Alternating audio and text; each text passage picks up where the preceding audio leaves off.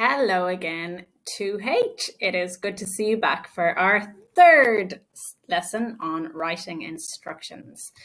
So we are going through our instructions checklist and making sure we know how to do everything on it. And we have so far looked at imperative verbs and adverbs.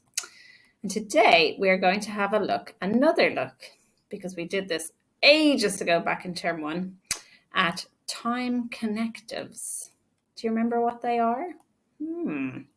Pause the video and have a think. What did you come up with? Yeah, I think you got it right. Time connectives tell us when something is going to happen. So connectives in general link paragraphs and sentences to focus our minds on time, cause and effect, comparison, or addition. And in the case of time connectives, we are showing the reader to do things in the correct order and to follow instructions step by step so that they can be as accurate as possible.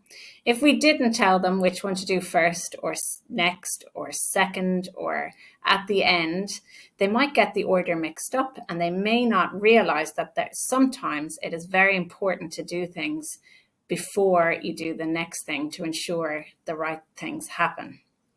So,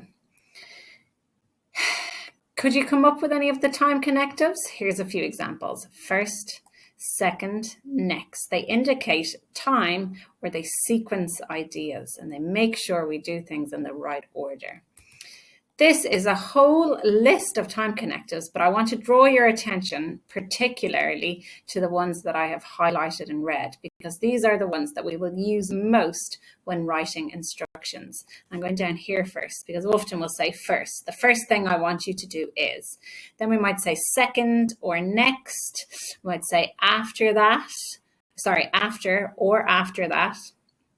And then as we're summing up, where you might say later or eventually and finally. And it just brings the instructions to a close when you use something like finally or eventually to indicate that it's the last one and that at the very end they should get the finished product. Maybe they're taking their cake out of the oven, or maybe they've now learned how to play the game and they've followed all the steps. So we use these words, they're very important, and we make sure we include them in our instructions so that the person following the instructions does it step by step and follows them in the correct order.